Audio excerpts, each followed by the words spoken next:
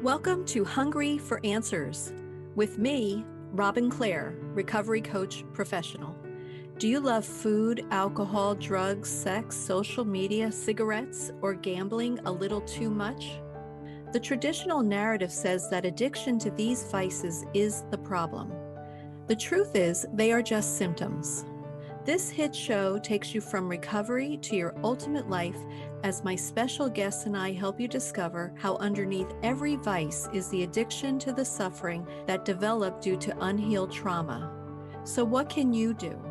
Hungry for Answers provides groundbreaking, proven solutions from my best-selling spiritual book, Feast Famine, Healing Addiction with Grace. It's time to stop suffering and start living your ultimate life. You have a divine right to a life filled with love, joy, peace, and abundance. Hungry for Answers starts now.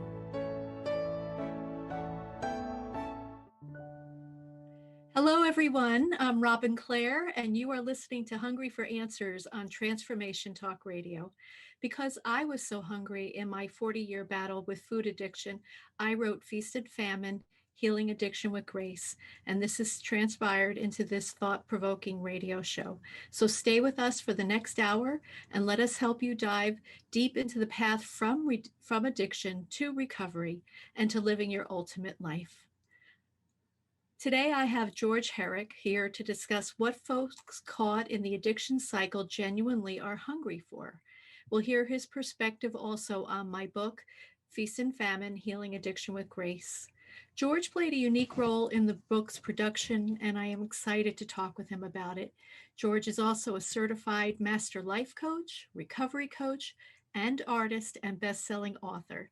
Let's welcome George to Hungry for Answers. But before we do, I just want to tell you my personal George story. So I've known George probably my entire spiritual journey, and I've known him as a colleague and a friend.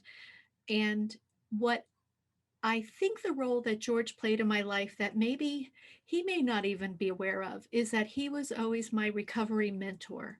As I struggled with my own addiction and my own recovery, I always looked to George to say, well, look, George did it. George got through addiction. He's in recovery. He's successful.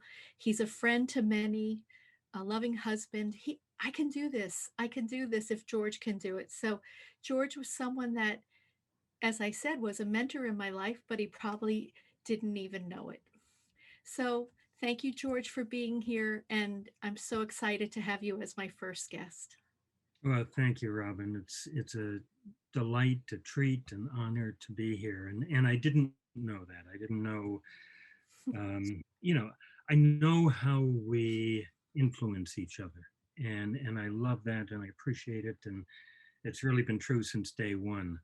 But I didn't know that I had as full an effect as that. And in some ways, I'm probably glad I didn't know that because well, isn't that true it would though have scared too? me Like off. we really don't know the influence that we have on people in our lives, um, and we don't realize that the work that we do on our own journey has such an impact on others. So I'm wondering, George, can you describe a time when you had a deep longing or hunger for answers for a situation in your life that seemed impossible to solve? Hmm. Start off in the deep end of the pool, right? Of course. Yeah, we always do. Um, yeah, I mean, there's been many. I think for me, um, and for many people, many clients that I've worked with, it shows up initially as like a why me, why this. I thought I dealt with that. How can this keep happening? And so those questions played out in my jobs, my career. They played out in my relationships, and the longing was that I just wanted to feel alive. I just wanted my life to flow. I just wanted to feel like I belonged and I had a place in the world. And what kept coming up is the fears and the doubts and the I don't belong and I'm not enough and I'm, you know, all of that, all of that negative talk that that I realize is a part of the addiction process. Can I jump into that for a second about addiction? Because Sure. I think it's there are basically four kinds of addiction. There's substance addiction, which is what we all recognize and understand. And when we say addiction, that's what we're usually talking about, drugs Mhm. and alcohol and that sort of thing. But there's also process addiction, which is a lot of what you talk about in your work, Mhm. food addiction um, and work addiction and you know internet and all of that. And then there's relationship addiction, which we used to call codependency, Mm. and systemic addiction. And that's in some ways the sneakiest of all because it permeates everything. And that's where um, that self doubt and that low self esteem and stuff just, I mean, that's where it lives. Yeah. And so, and all of us who have some form of addiction have that systemic addiction. Sometimes people call it addictive personality. I don't think there is such a thing Right. as that. And I think for me in my work, and we'll talk more about this in a little later in the show, is this systemic addiction for me was the suffering, was this idea that I I kept wallowing in my own pain.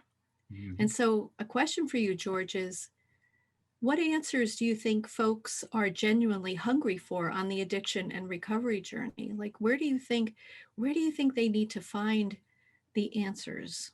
And I know the answer in my own life, but I'm curious what you think is the answers that they're looking for.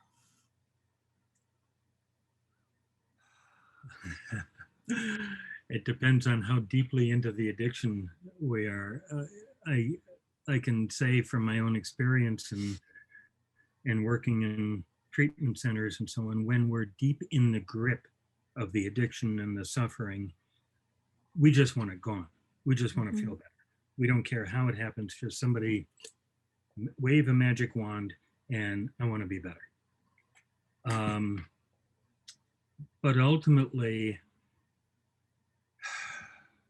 where we find it really is connection. I mean, there's a meme that's going around these days that says the opposite of addiction is not sobriety. The opposite Mm. of addiction is connection. Yes, And I love think that's that. really, really true. It is Really, very really. true. And we discovered that a lot this past year with the pandemic. Without being able to touch and hug and even be in each other's presence. Um, and consequently the addiction rates absolutely skyrocketed off the Yeah, charts. because I would agree with you. And I think people had two choices last year. They had a choice to disconnect along with self medicate. And then they had a choice to connect and look at how can I take this time to improve my life. Mm. Yeah. So even in our home, Ori and I decided, okay, we can eat till we're they're going to roll us out of here. There was that meme where they had those balloon people that they were like coming out of their house, right? I'm like, Yeah. that's going to be us if we're not careful. So we took a whole different route. We decided to really embrace food recovery, Yeah. and we decided to get healthy through eating and exercise and mindful eating, and we both took off the weight that we were carrying around, and it felt so much better in so many different ways. But there was that last year, and I sort of also believe that that was preparing me now to come on the show, because before I would have been like, well, I'm too fat to do that. I'm Mm. too fat to have anybody look at me. Like I would have had that playing in my head, like I can't be on the show. So I also think that, when we talk about looking for answers, you have to look inside yourself. Wouldn't you agree? Yep, this is where it starts.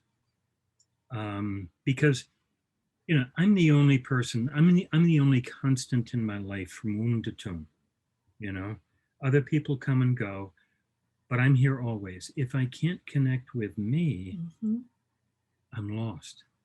And actually, I'll probably say more about it later in the show. But I think um, that's really key because some people can't do that and have to learn right from almost like learning what am I trying to say?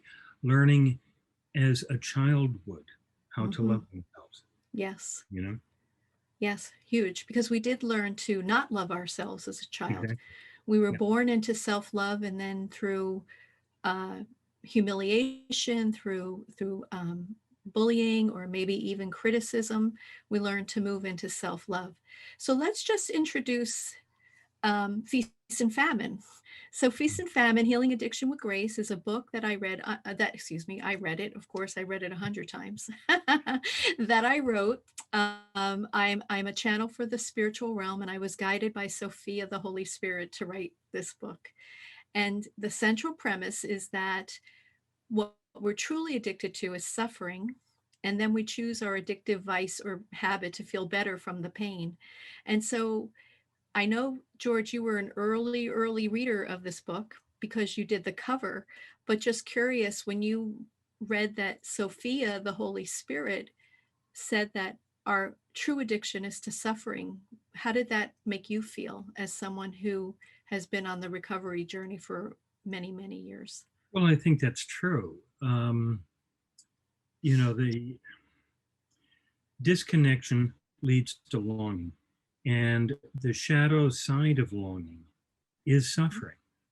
Mhm. And if we can live our longing with in the light and bring love and compassion to it, then we don't suffer. But when we can't do that, then suffering is inevitable. And Yes. so I think you really hit the mark with that. I think this is a book that everybody really needs to read because whether you're steeped in addiction or not, there Mhm. is something in this book that is going to speak to you around the suffering and around the role that plays in your life. Well, I also think that everyone has a recovery story. Yeah. Think that because we've labeled addiction as things like alcohol or cigarettes or drugs, but everybody has their own addictive nature. Even watching too many shows on Netflix, right? Getting lost in somebody else's life.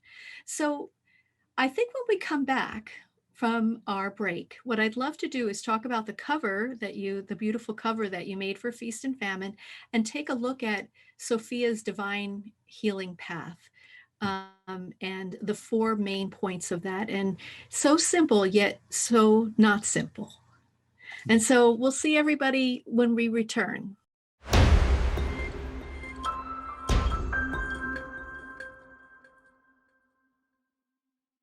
We're back on Hungry for Answers with me, Robin Clare.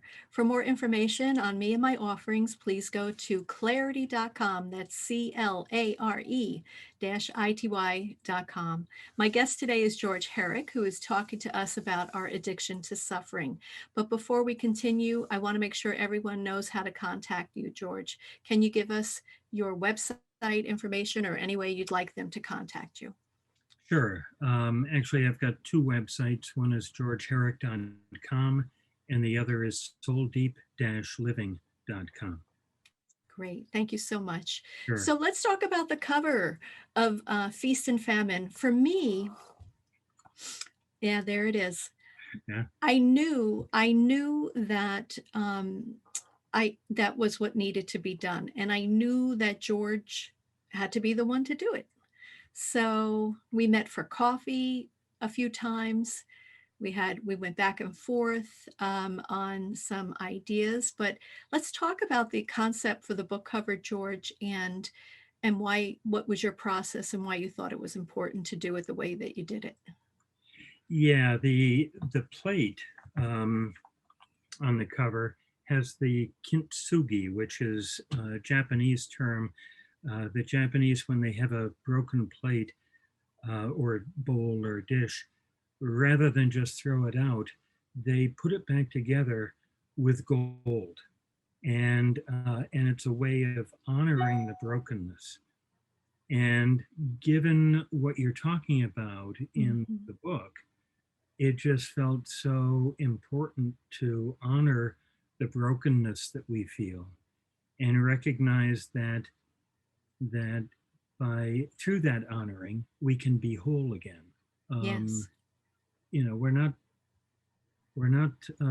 not disposable because we have an illness or because we go through the pain and suffering of addiction or the addiction of pain and suffering. Yeah. um, we're human beings and we Yeah. deserve to be put back together. And what I love about the plate too is that one half of the plate is represents feast, which is a beautiful clean plate, and the other half represents famine, which maybe it's dirty, it's broken a little bit, but it's all still one plate Yeah, because we are one person, right? Whether we're in a high of our life or a low of our life, exactly. And with one little chip missing, one little chip which missing, I right? think is really important for us to remember, that even with the pieces of ourselves that we feel we've lost or Hmm. we're still disconnected from, that doesn't diminish the value of our wholeness. You know, Right. wholeness means healing. It doesn't mean perfect. But So, never. That's great. Thank you so much. So, in Feast and Famine, what the messages that Sophia wanted to deliver was a healing path, a divine healing path for everyone. And it consisted of 4 steps before very profound, life altering facts. And so the first one, George, as you recall, was pain is inevitable. And just to describe that to everyone, so pain is inevitable. We are mind, body, spirit, and emotion. We are an integrated system. When something is bothering us in one of them, it ultimately affects the other 3. We do not live alone. We do not live in a cave on top of a mountain. We do not live we live in this crazy world with pandemics, politicians. We can put those together, pandemics and politicians. yeah. And so there's so much that can cause us pain. So, what does pain is inevitable mean to you, George? Well, um, I think of the Buddhist concept. Um, but pain happens when we have attachments to something. When I cling to something so hard, and I can't live without it, or whatever story I tell myself about it. Um, and and it's that attachment to it that really, um, well, it causes suffering. The pain Mhm. itself is simply a human experience. Every Yeah, human being feels pain, and it's simply an emotion. And when we allow our emotions to flow, emotion, energy in motion, when we allow it to flow, we can hold the pain yeah, without suffering. yes, thank you. I like that. So, the second concept is suffering is an option. Yeah. And that one really resonated with me because I think we think of pain and suffering as the same thing. Or he has pain and suffering, she has pain and suffering. We think they go together. Yet we know that there are people who are in pain who are not suffering, and people who are suffering that are not necessarily in pain. And so I just love the idea of suffering is an option. Hmm. And I don't think we knew that before. What do you think about that? Well, yeah. I mean, I kind of just said something about that when we hold the grip on the pain and hold it in shadow rather than Hmm. just living it as a simple human experience. Um, that's where the suffering comes from, Yeah, I believe. yeah, And, yeah. yeah. And what I discovered as I moved further along on my spiritual journey, that that suffering is an option for someone who still needs to suffer. But once you move from your spiritual path to your divine path, meaning when you embrace your divinity, suffering is no longer an option. And it's fun living in that part, that that side of it more, because I realize I don't have to suffer. So great. It's even better now. It's even better. So the third part was surrender is required. And boy, I know this one well, George, because surrender is not, geez, I wish I didn't do this anymore. I wish I could get into recovery. I wish. There's no wishing in surrender. Surrender is, and everybody knows this who's listening, everybody knows that point where you say, I will never do that again. I am done. And it's truly it's truly that moment where you know how I know I'm in surrender. It's a simple thing for me. When I'm in surrender from something, all of a sudden, it could be 30 seconds, a minute, maybe a day. I have the answer to what I was suffering over. It's almost like that shower moment, right? When you're in the shower and you're like, oh my God, that's the answer. That requires surrender. What do you think about that? Well, I agree. I agree, and I have a little bit different view of it. Um, that's not contradictory to what you're saying. Mm-hmm. So, being human beings, I uh, my experience is that we let go, we surrender, and sooner or later we pick it up again. You know, and I don't think human beings are a one and done. And from my perspective, I think that's just part of the earth walk Yeah. and part of the lessons and the growth. Um, and uh, that surrender, I mean, it's an action. It's an action. I have a silly way of talking about surrender with my clients. So let me just show you. So if you hold on to a pen Yeah. and imagine that the pen is your longing, this is what I want. This is what I'm craving. This is what's important to me. And the more I feel threatened that it's going to be taken away or that I'm going to lose it, I cling tighter and tighter. And pretty soon I'm white knuckling. And if I keep clinging to it, my whole body starts to tense. Well, surrender is simply holding it loosely or letting it go. Oh, Great. but then I'm not going to have it. What? Yes, I still have it. It's right there in front of me. It dropped on Right. the table, and so I can pick it up again. And if I lose it, I can reach in the drawer. There's another one because the world is an abundant place. Right. And so the very thing that we're afraid of losing, the more we cling to it, the more we suffer, and the more addictive, the more addictively we live it. I think But in so the too. surrendering, we're able to accept Mm. that life itself is a flow. And the fourth one is perfect for continuing that conversation, because the fourth one is grace must be allowed. Mm. And grace is around us everywhere, all the time. We live in a state of grace. We just don't always know that. And probably because we're clutching the longing. And so when we say grace must be allowed, sometimes we we're not sure we're going to allow it in because it has served us. The suffering has served us. It's Yeah. protected us perhaps from something that we didn't want to look at in looking in our own trauma. But we must allow the grace in. So we've also played different roles in our families.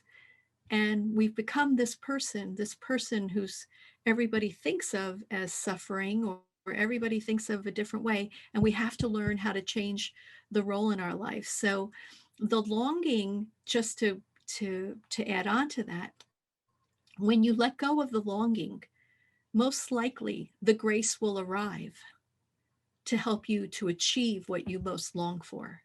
Mm. It can't come when you're clutching it, because most likely when you're clutching it, you're living in the past or you're afraid of the future. But when you let it go and you allow grace in, you're living in the present moment, and the grace will come to you. The answers will come. Whatever you need will come. Exactly. When I'm clutching it and I'm not opening my hand and allowing. I'm not even allowing grace. I'm not allowing higher power. I'm not allowing Mhm. God, whatever you might call it. I'm holding against that. And so, the questions I ask myself are, what action do I have to take? What action do I have to stop taking? And what do I have to simply allow to happen Yes. and embrace? And it always comes, right? Yeah. Yep. You know? So we're going to take another break. I'm Robin Clare, and you're listening to Hungry for Answers. When we come back, George will explain to us his thoughts on what's next after recovery. Stay tuned. We'll be right back.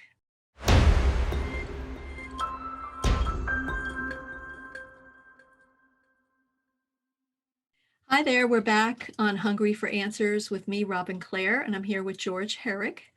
And George and I were talking a little bit on the break about this idea he had mentioned in the last segment, that this idea of that what we are suffering about will return. And we both agree that it's like a spiral. And for me, the reason why it comes back, the reason why it's is twofold for me. One is we haven't learned what our soul intended us to learn from it. And two, we haven't completed our inner work to understand the trauma and to make that person, that little person inside of us, the child inside of us, or the teenager, that part of us, or the adult part of us feel safe. And the only way that we can really do that is by doing our recovery work. So this segment, George, is about recovery and what's next for people, and how they can ultimately define their life purpose. So let's break that down. Let's talk about what it means to have a sustainable recovery, and what does it look like for you? Mm. Well, I think I think to take a look at my recovery, I have to take a brief look at my addiction and where Mhm. it brought me. I mean, um, no one wakes up one morning and says, "Gee, I could be a doctor, a lawyer, you know, have this amazing career, or I could be an addict. Oh, that sounds like a good idea. I think I'll choose that one." That just doesn't happen. No. And and yet, my addiction, my inability to connect with my heart and soul, my inability to connect with love, my attachment to suffering, led me to the streets. And I had car accidents, and I lost jobs, and uh, I was arrested, and I was suicidal. I mean, my life was a mess. And there was something inside of me, some spark that never got put out in the process of all of that. And and I began to recognize that I wanted to live my life, but I didn't know how. Mhm. And so I think that little piece of honesty was really that was the hook that turned things around for me. And so when I started going to 12 step meetings and I saw that other people had a life and I had no clue how to do that, Yeah. I started to pay attention and allow myself to be teachable and follow the suggestions that took me forward. And the rest of it has just been, keeping a beginner's mind and staying teachable to keep learning. It's not that we're learning the old lessons over and over. necessarily. It's more like we're going deeper, like you said. There's something else for me to learn about this. Yes. Yeah. And my journey was more interesting because I became a spiritual teacher and a spiritual author. And in fact, I was still so engaged in my addiction to obsessive compulsive food disorder and bulimia that I actually wrote Feast and Famine the first time in addiction. And at the end, I was like, well, I hope these teachings work for you. They didn't work for me. So have a nice life. And then once I hit rock bottom with a bulimic session that just I knew I was bleeding, my head was throbbing, my organs were inflamed. I knew that if I did this anymore, I would no longer be on the earth. Mhm. And so here was my journey as this highly regarded community leader, spiritual community leader in addiction. And so for me, it was the journey of certainly coming out of recovery, but also embracing, I mean, excuse me, my journey of coming out of addiction, but Mhm. also this energy of feeling like a fraud at times. Like, why am I sharing information on how to live your ultimate life with anyone when on it the perception was that I was, but inside of myself I wasn't. And Yeah. that's why I believe that sustained recovery requires us to see ourselves as a congruent being, meaning that our Mhm. mind and our heart are in alignment with our purpose and our voice that we're sharing. And do you have any thoughts you'd like to share on that? Yeah. No, I think that's right on the money. Again, not perfectionism can be a form of addiction. So it's not that we're going to get this perfectly, but the process and the practice of knowing who and what I really am, Mhm. coupled with a sincere attempt to become what I can be, um, and keep moving forward with a life that I choose to live, that I want to live Yes. consciously. I think that's what you're talking about. And in And alignment, excuse me, I'm sorry, and yeah, in no, go alignment ahead. with your soul, right? Yeah, You need to live in alignment with your soul because your soul has been guiding your life since the moment you incarnated. There are lessons that you came here to learn. You actually hired your cast of characters to come with you, like your parents, your siblings, your friends, your perceived enemies. They're all here at your request to help you fulfill your soul's destiny. So to me, your ultimate life purpose is your soul's destiny. yeah, And you have to quiet yourself enough by removing the trauma patterns in order to be able to hear your soul's guidance. mm, And that has been it's been funny for me, George, because it's like I did all of that, then came into recovery. mhm. But that's probably because my spiritual mantra is bring it on. And so I think my guides were I know giving that me, about you. yes, my guides were like giving me everything that they could, and then eventually knowing that I would pull it together in time. Yeah, And that's why I feel like this show is this pulling together for me yeah, of everything that my guidance has shared with me, everything that I've lived, everything that I've been exposed to. And I see that all the time. It just keeps unfolding because you mentioned that the unfolding. Can you yeah. talk a little bit about unfolding? Well, yeah. I mean, where I'm at in my life right now is very similar to where you're at. Soul Deep Living, this new program that Mhm. I just began. Um, that's bringing together all the stuff that I've done in my recovery over the last 40 plus years, the Right. shamanic work and the artwork and the coaching and just everything wrapped together in a package of, you know, who am I? What am I capable of? How do I bring that into the world? And for what purpose? Who do I serve? And um, and so that unfolding, mean, I almost laughed when you said something about removing the trauma response or removing the trauma something. And I had this cartoon-like image of just reaching in and, okay, here's the trauma. Let me take that out. And I mean, we both know it doesn't work that way. The No. trauma is a part of us, and it's here for a purpose. It's here to help us to grow.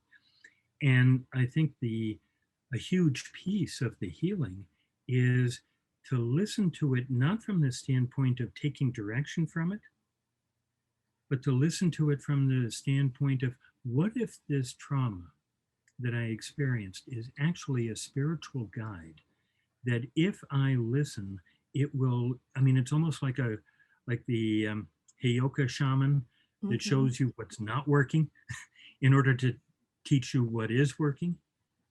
And so by meeting the trauma and bringing compassion to it rather than seeing it as an enemy or a problem, Yeah. well, all of a sudden everything gets completely shifted, Yeah. and that's where the transformation can happen Yes, I agree. because I now want it to, gets a chance to evolve rather yeah. than stay stuck.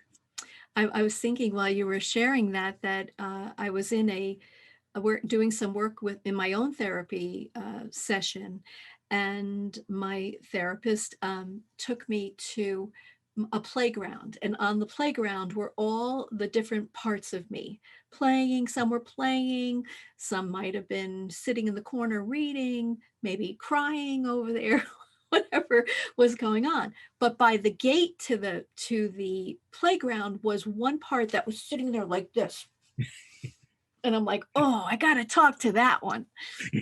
So, so I went up to that one and I said, who are you? You know, and this one was guarding the gate so that no one could come in my inner gate, right? In my inner world, right? Yeah. And I said, who are you? And the gate, the part said to me, I'm your anger and I'm here to protect you. And I looked at this part and I said, ah, how about how about if we give you a new role? How about instead of being angry and protecting me, you become my passion? And the part said to me, I'd love that because I'm really tired of this job of holding anger inside of you, Robin. And so I have taken that part that would be angry or disappointed about things in my life and moved it into a role of passion. Isn't that great? Yeah, yeah, yeah. Because that's what it is. I mean, actually, isn't it interesting that in Greek, the Greek for suffering is passion. Mm-hmm. Yes. Compassion means to suffer with, not from the standpoint of necessarily all the pain, but carrying the burden together. And so what you did was you had this conversation with your anger and asked it, would you carry my burden with me rather than keep it away from me? And Yes. and it became passion for you. I mean, Yes. that's the work. That's That's the the work we're work talking about. for sure. Yeah, So, George, before we go to our next break, can you share your contact information one more time for our listeners? sure. GeorgeHerrick.com and That's souldeep-living.com. great. That's great. And what about in Facebook and Instagram? Instagram, I don't do. Facebook, I think it's George Herrick It's, yep, at George Herrick. at George Herrick. Okay. Yeah. That's great. So I'm Robin Clare, and you're listening to Hungry for Answers. We're going on a quick break. And when we return, George and I will share with you how we are both living our ultimate life in service to others. We'll be right back.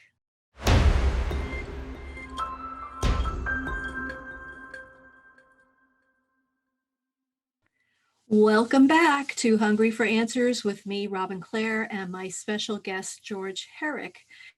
And it's this time in the show that we talk about how we are living our ultimate life in service to others. So George, what's new with you? I feel like there's something new every other day with you. Part of the creative life. Yeah.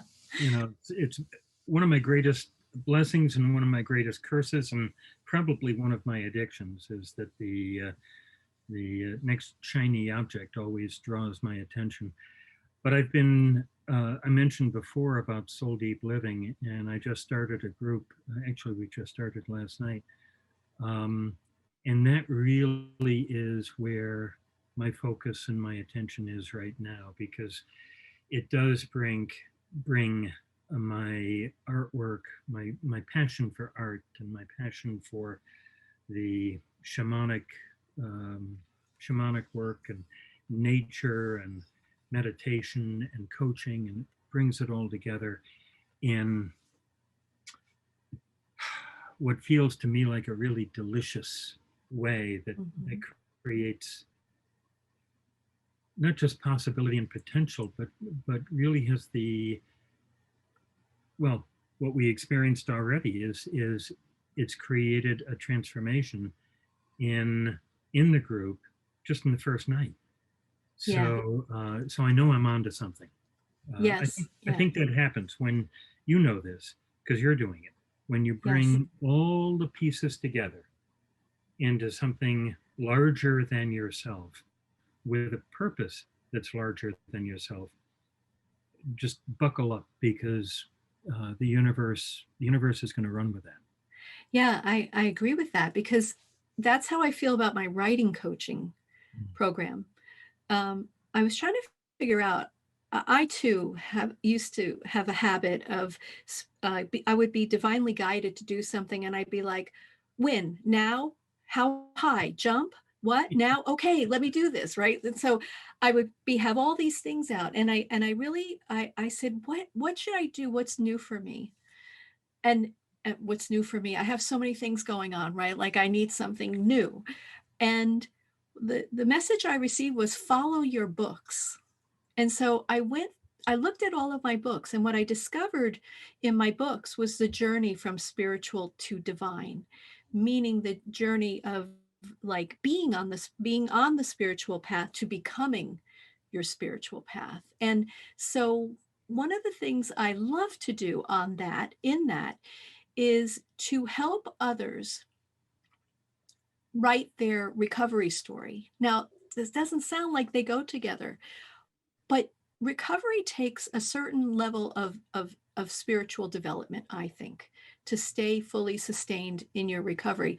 And in Feast and Famine, I had done a survey and I discovered that most people successful on their recovery journey have gone on their spiritual journey as well. And so what I love is I love to help people to use writing as a recovery. So when you write your story, you heal yourself. And then if they want to share it, I help them to create a manuscript that has the potential to be a best-selling self-help book. So I just love the idea of taking everything that I've done, because isn't it true that everything that we've experienced has been training, I think, to bring us to this exact moment in time, just like this radio show. If I hadn't lived my addiction journey, my recovery journey, my spiritual journey, my life journey, my family journey, I wouldn't be sitting here with you. Everything is leading to this exact moment in time. And I just want people to really know that there's no mistakes. Would you agree? Absolutely. I mean, picking up on something that you said at the beginning of that, I think sobriety opens us to the possibility of spirituality, and Mhm. whether we accept it or not. And and if we accept it, the spirituality then opens the door to recovery. Oh, wow. And um, and that's the sort of sequence that I've witnessed over and over and over in people, and certainly experienced in myself, and have witnessed in you. Yes. So Yes. let me tell you a funny little story. So I started off in 12 step, and my particular program was AA. So one of the first meetings I went to, I was in Simsbury, Connecticut, and there was this little old woman. I mean, she had to be 80 at the time, and her name was Inga. And she said, I can take all of the AA literature, all the 12 steps, and sum it up in three phrases: know yourself, love yourself, share yourself with other people. It's great. And that's exactly what we're talking about. And that's what my book is about. Yes. I focused the primary energy of the book is about my healing from cancer. But I can't talk about recovery from cancer without talking about recovery from addiction. They're so intertwined. And they're Yes. so, the process of the diseases are so similar to each other. So, so that's what I did, was get vulnerable and tell people this is what I'm experiencing in a raw, real, um, relatively unabridged way. I didn't feel a need to get into all of the gory graphics, but uh, but I wanted my emotional life and my spiritual life to be raw and real and vulnerable, because otherwise I knew I wouldn't heal and I wouldn't serve anybody else. Yeah. So let's talk about your book, your lovely book. Tell Thank us more about that. Well, the title is Stone Warrior. The subtitle is Confronting Life's Dark Challenges with Stone Art and Meditation. And what I've been doing for years is making cairns, stacking stones, Hmm. and writing meditations about them. Sometimes I'll write the meditation first. Sometimes I'll stack the stones and write a meditation about it. And so this book is a collection of the cairns and the meditations since I was diagnosed with cancer and had the surgery and have gone through treatment for the cancer. So it's very, although I've been doing the cairns and the meditations for years, this is focused on recovery, Yeah. you know? Yeah. And I had a wonderful cairn lesson from George on the beach. I got to make my first couple of cairns. It's really beautiful. It's Up in it's such Rockport. a yeah, and it's up in Rockport. It's such a wonderful way of meditating, Mhm. and as is all of your art. Your art has hung in my well, hangs in my home, and it's hung in the spiritual centers that I have, and I just love it. I love the Native American influences, and um, and all of the influences that you have. So we see some of your work behind you, and that's so great. Yeah. So um, talk to us just a moment about the new the show. Well, it's not a show, but the program that you have, Coming to the Fire. Coming to the fire. So it's a brief journey. It starts next week, next Monday. Um, and I'm collaborating with Suzanne Hanna, who I collaborated with in creating the Wilderness Walk, um, and also Joy Kingsborough.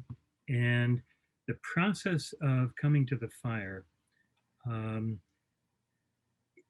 it's done virtually from the standpoint of there's a post every day on Facebook to to respond to, and then we in turn respond to that to help guide you through the process. And we're going to end at the end of the week with I'm going to lead a very brief fire ceremony. So Um, how can people get more information on that, George? yeah, the I believe it's cometothefire.com. I think it is. Um, I just signed up. I just signed my husband Ori and I up today. So, great. George, we're coming to the end of our hour. Wow. And so, That's quick. listen, everybody, if you're suffering and struggling with addiction, please know that healing, recovery, and living your ultimate life are possible for you. Know that you are never alone, and you can seek traditional help, and you can also connect with your own inner wisdom and spiritual guidance. As a writing coach, I know that everyone has a unique recovery story, and with encouragement and guidance, you can use your unique life story as a healing tool for others. Please sign up for a free 30-minute consultation on clarity.com, CLARE-ITY.com, to tell me your unique recovery story. I want to thank you, George Herrick, for sharing such great information. And I want to thank all of you for tuning in to Hungry for Answers. I had a wonderful time. Please Me join too. me on the first and third Thursday at noon Eastern and 9 a.m. Pacific time. On my next segment, we will be chatting about what's your vice and do you like it a little too much, with world-renowned transformation author, teacher, and spiritual mentor, Linda Robeck. Stay healthy, stay connected, and I'll see you next time. Thank you, George. Oh, thank Thank you for tuning into Hungry for Answers. Learning to love ourselves is the one true solution to addiction. Make a commitment to healing today and see how you can reach your ultimate potential. Remember, you have a divine right to a life filled with love, joy, peace, and abundance. To learn more about me and my offerings, please go to clarity.com. That's Clare, CLARE-ITY.com. See you next time.